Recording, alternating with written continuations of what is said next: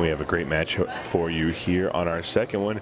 It's Kevin Guimond and Jordan Shepard.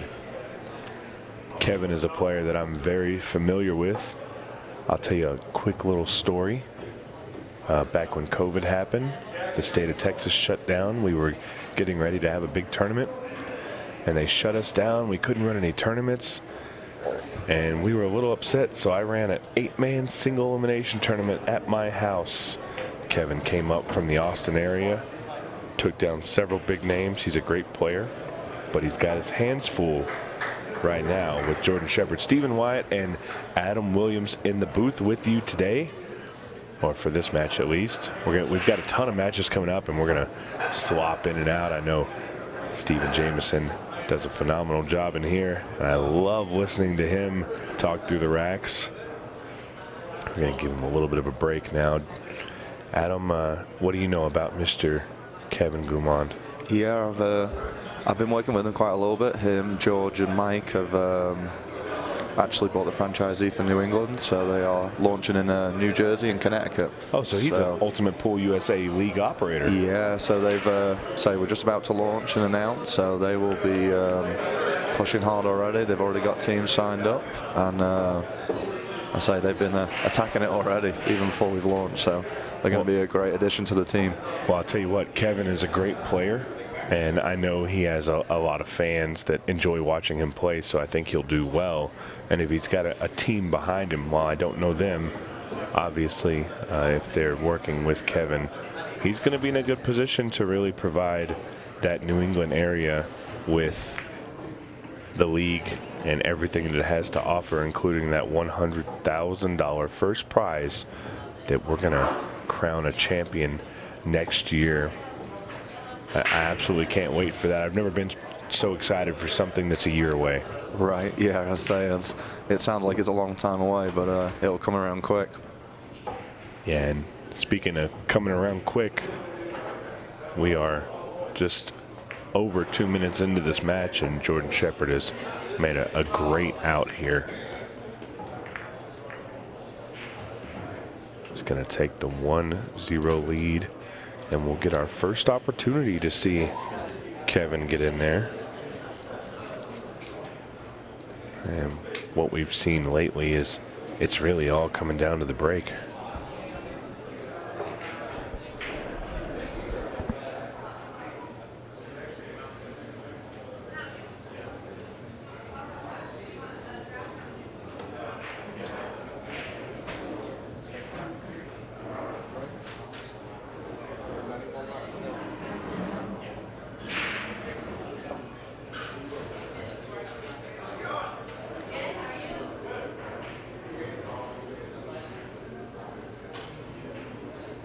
Looks like Kevin has a pretty good idea of where he's going, breaking from a similar spot that Gabe Owen was breaking from. The 2-ball goes down. Oh, it's a nasty rack. Yeah, and so you kind of see that with the Americans. They're kind of doing that 10-ball front break, whereas most of the UK players, they seem to be bridging off the rail.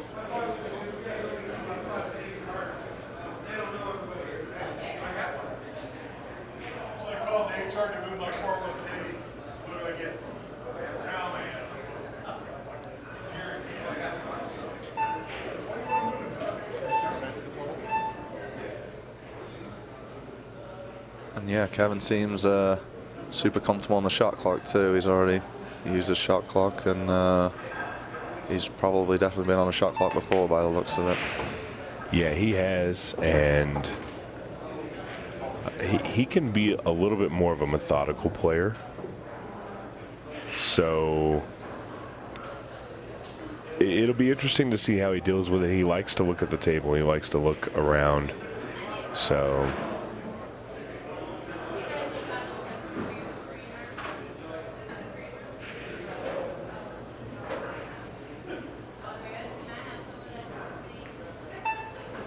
he's just in a really bad spot here with the way these balls are sitting. Nothing that promotes trying to get out, that's for sure.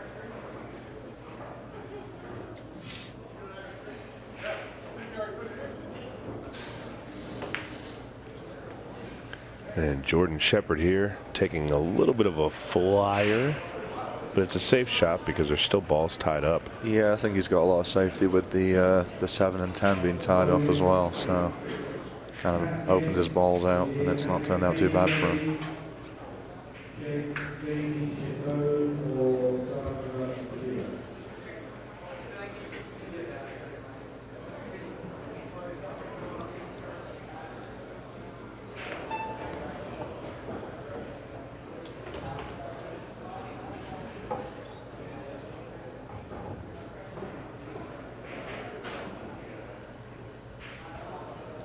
Kevin's already used extension, so he needs to be weary of that time clock now,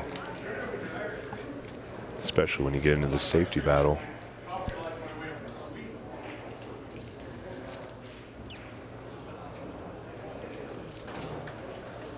Yeah, and say as we've seen, it's these longer racks. There just seems to be a lot more on, and when you use so much time, I think it's so important to win that rack when you do.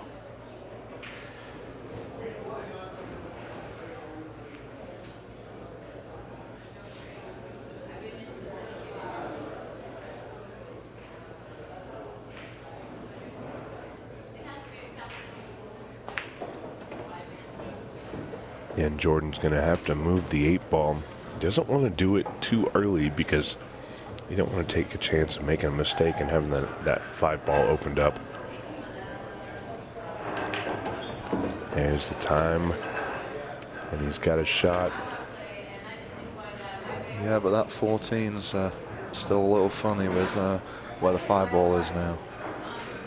Yeah, if he could somehow get his cue ball between the area of the 5 and 1, I feel like he could shoot the 14 in the side. But that's a tough ask from this situation, and this is not going to be good. Yeah, this is not good at all.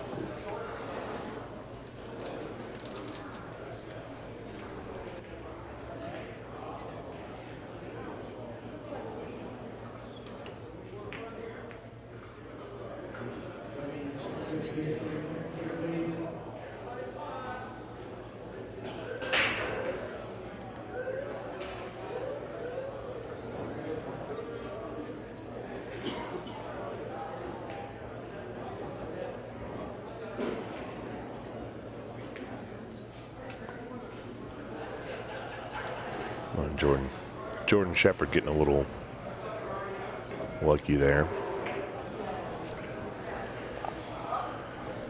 Well, this isn't the worst thing that could happen. No, he's put a lot of distance. Yeah, I'm quite surprised George did it so hard, though. I figured if he just have, lightly tapped into the 4 and left a white ball there, it could still give Jordan a lot to do. Whereas kind of gave him a little angle potentially here. Yeah, I think Kevin's gonna. That's a great shot. Can he see all of this ball? Can he see enough to shoot it in the side? I'm pretty sure he can. If he can't, he can definitely twist it. It looks like he can. Going to the corner. Yeah. Yeah, that was a good shot. Great out by Jordan. Really a tough out, but making it look a little easy. 2-0. Well, Jordan Shepard here going to be breaking. And it's a solid break. Is the last ball moving going to go? I don't think it is. And Kevin's got a pretty open table here. Yeah, this will be kind of the first time we get to have a good look at Kevin. So his last one was a little scrappy, so this should settle him down as well. First time I saw Kevin play, he was playing actually in a tournament where you're at in Louisiana, over at our friends of the league, Side Pockets. Yeah, so Side Pockets, great pool room, great owners with Mike and everybody. So it's a family-owned business, and they really do a lot for the players. And we're kind of blessed over there to have such good pool rooms. You know, we got Big Robbies, TKs, and I say Break and Run.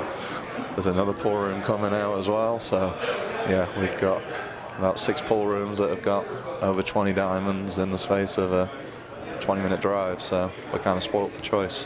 Yeah, the first time I saw Kevin, he was playing in a tournament, and he was playing against Skylar Woodward. And I was playing on one of the outer tables. They were playing on the TV table, and there was a huge roar. And I thought, well, Skylar won. And then I found out that Kevin had made a crazy kick shot and actually beaten Skylar on the hill. Maybe a little luck involved in that finish, but Kevin can get there. He plays well enough to get there. So he just needed an opportunity, and this is going to be it. I think the shot clock, I think it's something he's prepared for. Yeah, and as I said, I've been, obviously speaking to him for a couple of months. You can definitely tell he's got that winner's mentality. So. And we know all about Jordan Shepherd's winning mentality. Yeah, he gave us the best match of the night, I think, last night, and we were lucky enough to commentate on it. Yeah, we were. If you missed it, the only 6-ball shootout of the match, Chris Melling and Jordan Shepherd, the two players that played the fastest.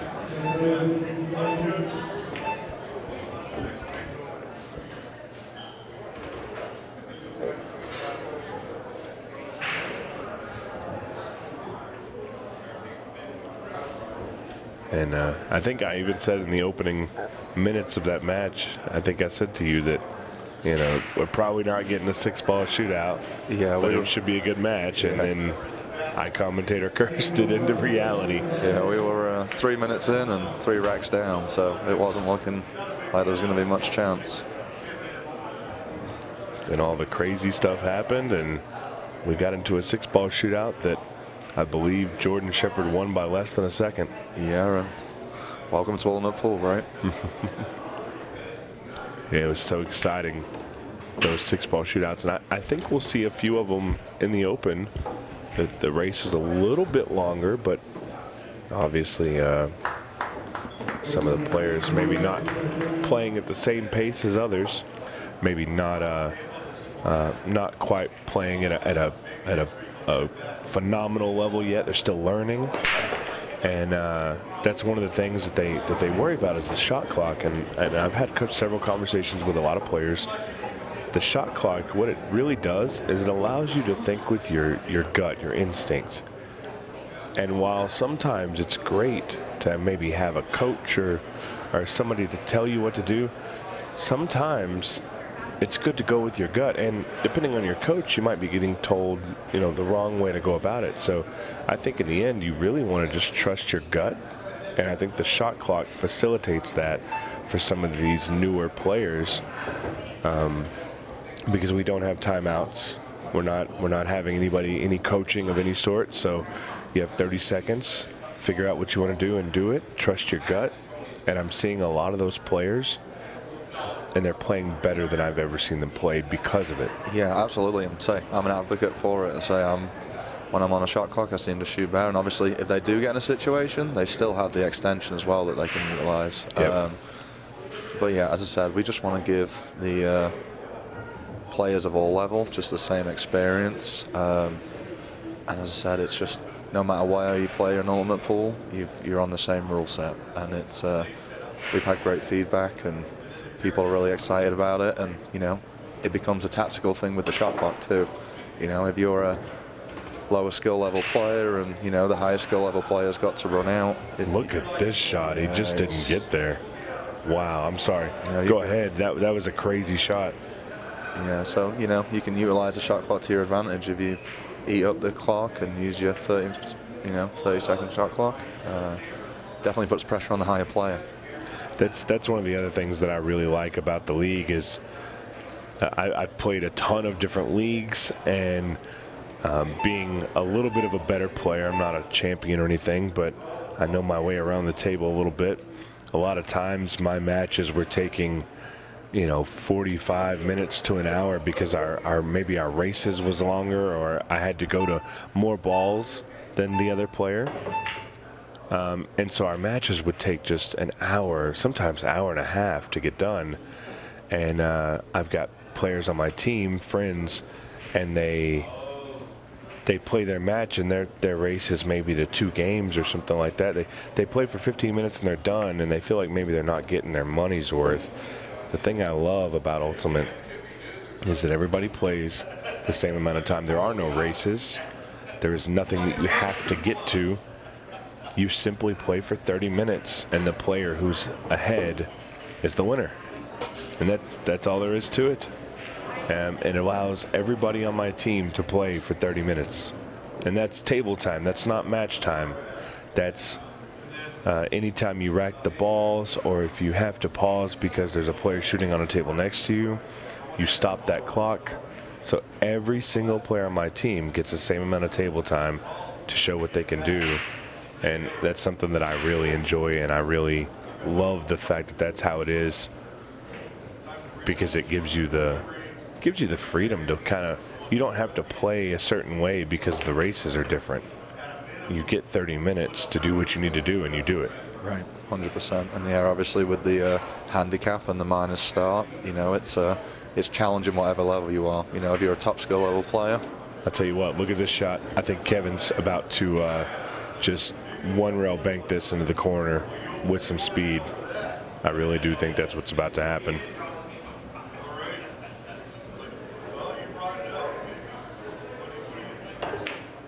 Wow. Not a bad shot for a franchisee, right? That's a great shot, and it can be hard to execute on these slicker tables.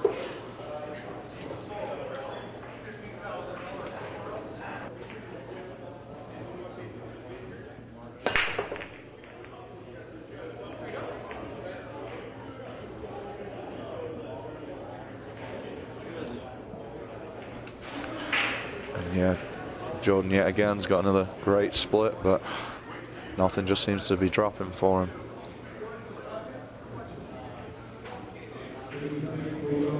I mean, how do you split him like that and not make a ball?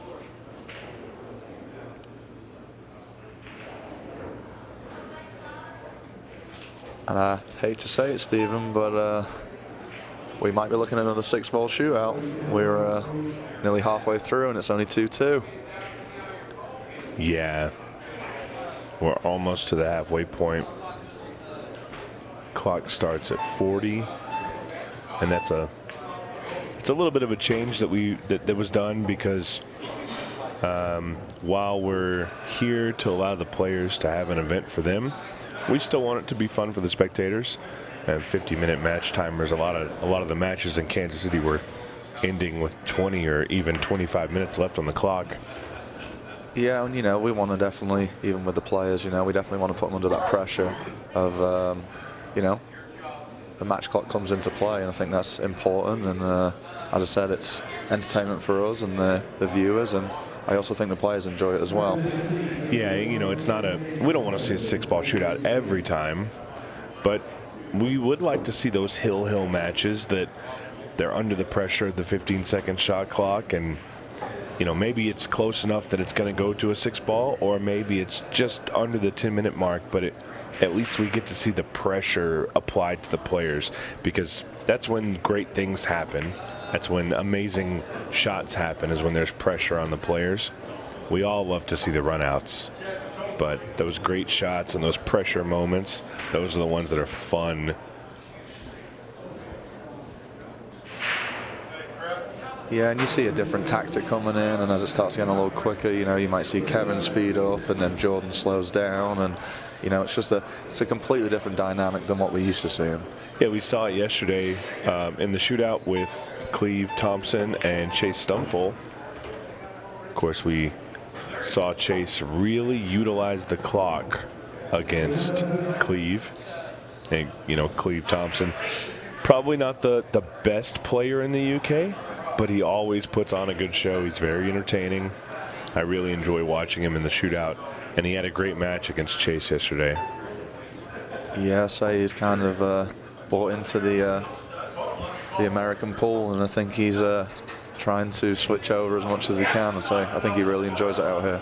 Yeah, he's got family in the Shreveport, Louisiana area. Our first event was held there, obviously. Oh, no. And that looks like maybe a lack of concentration by Kevin. it's a big opportunity for Jordan. And Jordan really working our referee, Mr. Scott Price. Yeah. Jordan likes to keep that cue ball clean. He does not want to skid, or what they would call, you guys call that a kick? A kick, yeah. So we don't want any skids. We don't want any kicks. I wonder if it's he doesn't like the chalk that Kevin's using. So I'll have to ask Kevin. So if I play Jordan again, that's what I'll use. I think we actually saw it in Kansas City quite a bit as well. So I think maybe he just wants the cue ball clean no matter what chalk is being used. But yeah. Yeah, it might be a mental thing where he's feels more confident about the contact of the cue ball as well. So it gives him time to think about things too. As well, yeah. And the clock doesn't stop, so it doesn't change anything there. But maybe that's just his way of slowing himself down a little bit.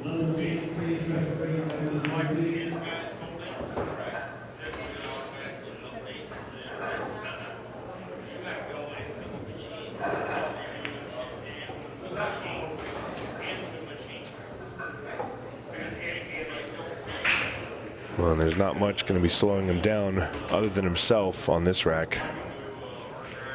Jordan played that very, very well after a big mistake from Kevin Guimond. Kevin to break here, trailing one rack. And we're right around the halfway point of the match as far as the match clock goes. And we're right around the halfway point of the score as well. So if we keep seeing this back and forth and maybe a few dirty racks kind of like this one, we very well could see that match clock come into play and possibly that inevitable 6-ball shootout that we all, maybe in the back of our minds, we want to see a little bit.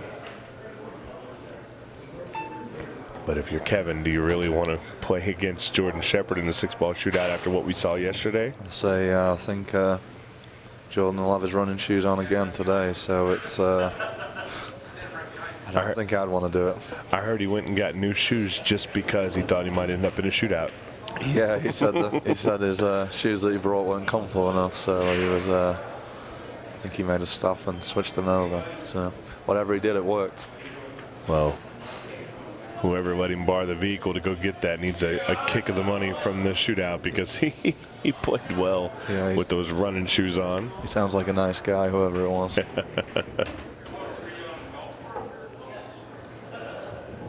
Kevin here played this really well. The 14 ball's in a bad spot. He's going to have to come around the table to get this 10 ball. I'm not a huge fan of playing my last shot to get my breakout, because anything can happen and everything can go wrong. But I think he's pretty safe here. He's just going to draw into the 7 ball. That's a great shot. This is a very quick rack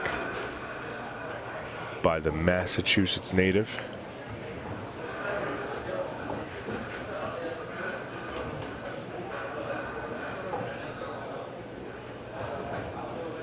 Kevin not going down without a fight. We are all tied up 3-3 and right around the 18-minute mark. Yeah, he seems to have a bit more pep in his step, and he's been super confident this weekend. So you can kind of see the change in him, and it's great to have him back, and feel like he's getting out a little bit more, and it's just great for the sport and for him. So yeah, and I truly believe wherever we end up next go round, we will probably see Justin returning to defend his shootout champion title.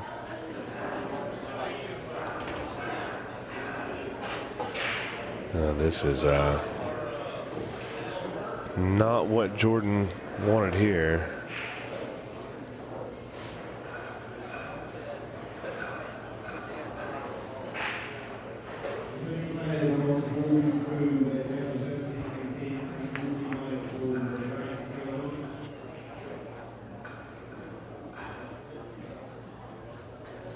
Yeah, and this is going to be a time-killing rack right here.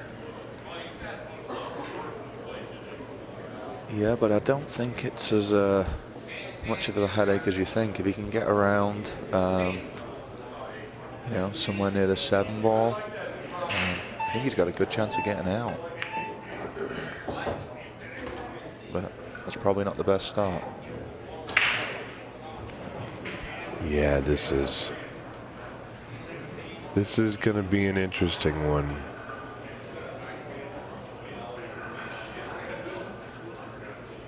Now is he going to take a tough shot on the 4, or is he? Yeah, Kevin talking to himself a little bit there, trying to work his way through it.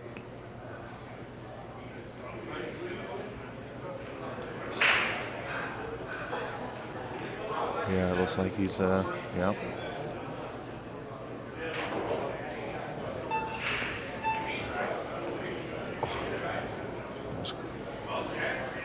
That was close. Yeah.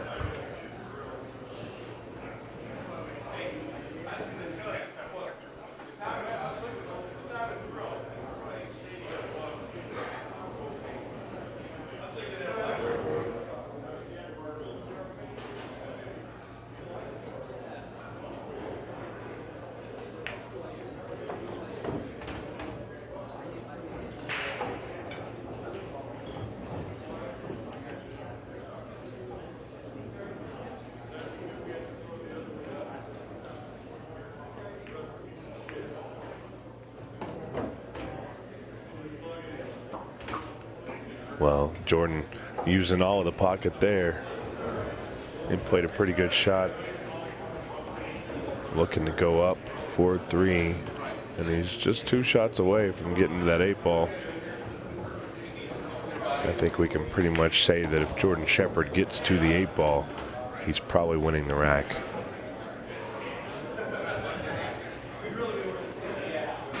Yeah, and it'll be interesting again to see if Jordan changes break, because he's gone dry twice now out of 3 breaks. So definitely interested to see if he switches it up. Probably 2 weeks of work into it, and blood, sweat, and tears, and yeah. Oh, I think Jeremy was doing videos and stuff for seemed like months, and hand built it all, and they come in and make sure it's all up to par before set it all up and make sure that things don't need to be touched up or fixed, and it always comes out looking like $1 million. So yeah, no, they would definitely be lost without one.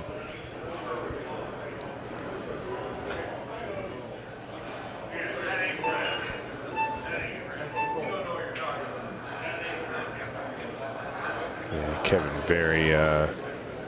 very aware of the all ball foul situation. Doesn't really want to be leaned over.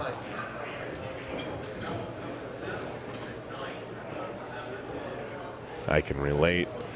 Being a little bit of a bigger guy, sometimes leaning over that table is dangerous if you're trying not to touch anything with your shirt.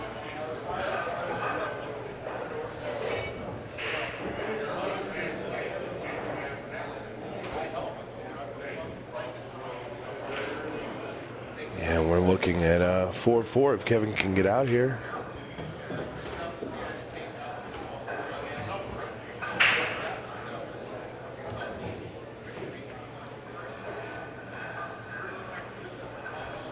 Yeah, and let's say it won't be long until we're at the 15-second shot clock as well. So be interested to see how Kevin adapts to that. Yeah, just 3 minutes away as we speak. And that ball, Kevin knows he got a little lucky there and probably shouldn't have fallen, but again, these tables very, very slick. And it does promote the ball going into the hole sometimes when maybe it shouldn't.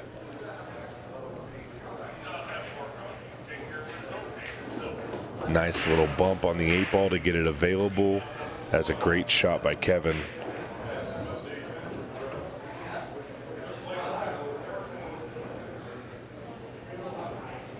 Just needs a little touch shot. And play the 11. Needs to make sure he probably didn't want to be bridged over the 3 ball, but I think he'll be fine.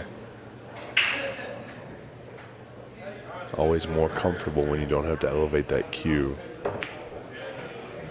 And just drills it. Made it look like $1 million. And with just under 12 minutes left, we are all tied up at 4-4, potentially 5 racks left in this match. He's definitely a tempo player, and you know, he plays straight away off instinct, and doesn't really need no. This is worst case scenario for Jordan Shepard. He's not happy with himself, not happy with the action of the cue ball on the break. Yeah, and he's just getting a good split. Just nothing seems to be found in the pocket. Well, and I think he may have underhit that one a little bit, because we have been seeing him give a little bit of a pop. But yeah, maybe try to change it a little bit, just soften it up.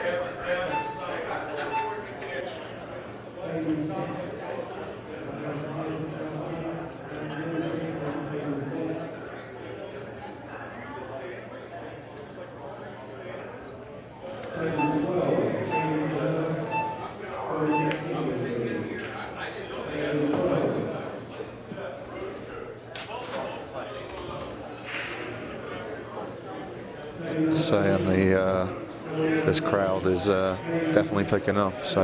We've got over 200 people in here. You can probably hear it at home how loud it is. I know you don't get to see it on camera, but this place is jam-packed.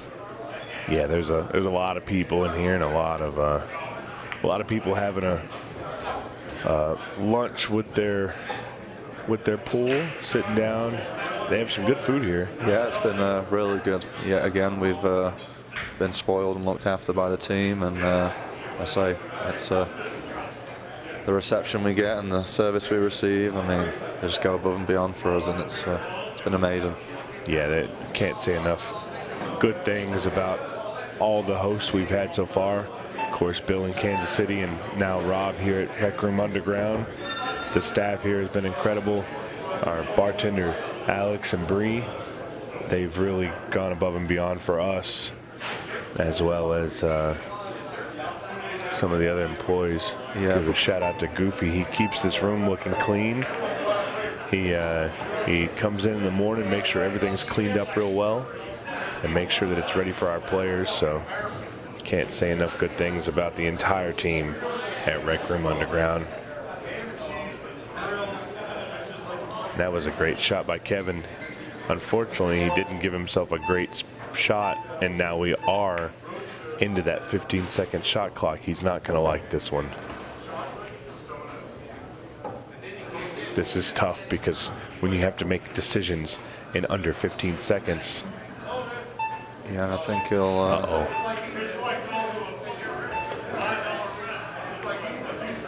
Is he going to get a little lucky? Oh, it ran out of juice. Yeah, I think he was attention all pockets on that shot. He was hoping it would fall somewhere. And we talked about it a little bit. How would this affect Kevin? And it's definitely affected him a little bit, because he had to make a very, very split-second decision. Yeah, and I'm surprised he didn't use his extension there, with that being such an important shot. Well, he's actually already used his extension. He used it already as well? Yeah. He tends to use it early whenever he needs some time to think about the rack, the run out. And this one, it might have hurt him using it early. Jordan coming up a little short if he wanted to get to the 2-ball.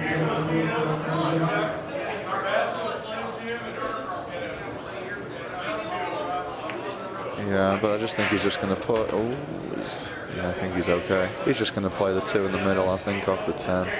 Yeah, I think he'll be okay.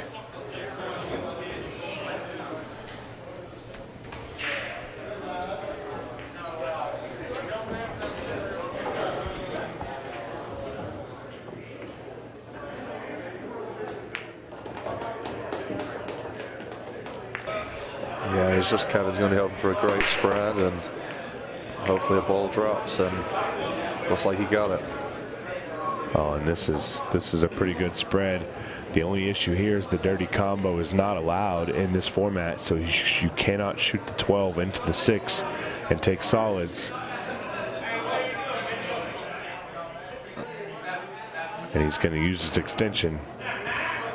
So right off the bat, he now has 15 seconds a shot, and that's it. I think that was a smart choice from him because it's vital he gets his first shot right. It's heart pounding watching these guys make these quick shots like that, because you know they want a little bit more time and they just don't have it. So it's the pressure is fun, but it's also pressure. Well, this is I think a good opportunity here. He can take the 2-12-6 as long as he hits his 2-ball first. If the 6 falls, it's good. He's going to try and bump the 12 out and keep the 2-ball available for the shot. That's turned out great for him. Yeah, he got a little fortunate because he wasn't looking for the kiss, but he got it. And it looks like the 2-ball goes straight down, so he's just going to lay this up real easy, just like that. I don't think the 3 goes in the bottom right, so he's going to have to figure something out for that as well. But he's only got a few seconds left. He's going to have to think quick. And what is he? Left himself here. It doesn't go in the corner. The bank is covered up by the 14 and the 9. He's going to have to cross this ball one rail to the same corner that he shot the 1, I think. He's 100% on bank, so we shall see. I don't think he can make it in the corner. I think the ball's in the way. Oh, my goodness. Oh, wow. What a shot. I thought it was in the way. It looked like it couldn't go. Yeah, I think he's just put so much inside on it to shorten it up, which is tough to do on this slick cloth. Yeah. Well, and what a out by Kevin here. Wow. Wow. He gained a few fans on that one. That was a phenomenal out. That's going to be one for the highlight reel. Well, right now the story is 5, 5, and 5. It's 5-5 with 5 minutes left. That is not a lot of time. Oh, and the 3-ball, I don't know how it hasn't dropped. He's gone dry again. Well, this is tough for Jordan Shepard here. Yeah, and it's a great spread again for him.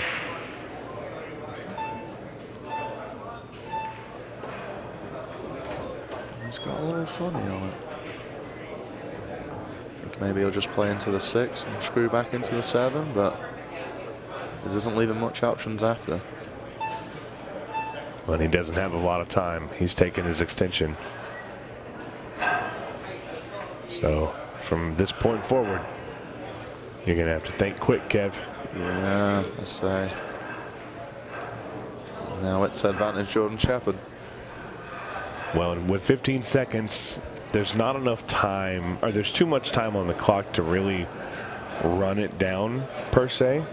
But Jordan can take, his extension, and then he can take 12 or 13 seconds per shot, and the clock will dwindle down, and it's really going to put some pressure on Kevin. Yeah, but knowing Jordan Shepard, he might be out in about 1 minute and walk off, so we shall see how he plays it. I think he's actually playing the time a little bit because he knows his opponent is maybe not as used to it.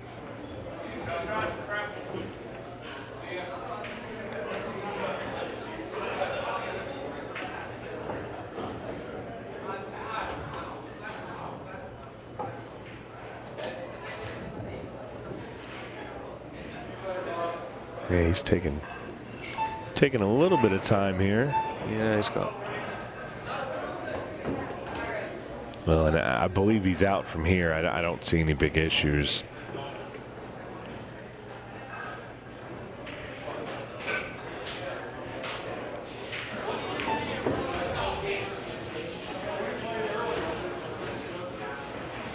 Does the 8-ball go past the 1 in the corner pocket? I don't think it does, but with the way he's going to shoot this ball, he's going to be able to just follow down and shoot it into the side, or if he goes too far, he can shoot it in the corner, but I think he'll be just going for the side pocket. He doesn't want to. He's tree-topped. I still like, I don't know, with the way this is going, I'm a little worried about the side. Just because of the path of the cue ball, but he hit it way better than I would have. So 6-5, Jordan Shepard on the hill 2 minutes and 30 seconds left. I mean, to run out in 2 minutes and 30 seconds is still no easy feat as well. Yeah, you know, if I'm Kevin here and I make a ball in the break, which he did, this is a huge rack because there's some problems here. Hold up 7 ball. Oh, you really want to take the stripes here, I think, because you have a shot at breaking out your 6 ball, or your 13 ball, but this is tough. This is tough. Yeah, I don't think he's got a real good shot on the stripe, so maybe he can play a skill shot on the 14, on the 4, but yeah, I don't think he's got an option. Well, and the time is now under 2 minutes. And Kevin has to get out here. He has to, because if he doesn't, Jordan will use the clock to his advantage, and he'll win due to the time limit. That's not where he wanted to be. But yeah, again, that is the pressure of the match clock and the shot clock coming into play. He's thinking about both. Oh, I thought he'd done. Oh, wow. Well, and I think Jordan has roughly 6 shots worth of 15 seconds. He's used his extension, and he's going to utilize that clock. He's going to make 1 ball, probably another ball, and then he's probably going to take the match down 6-5, with the time limit becoming the ultimate cost for Kevin Guimond.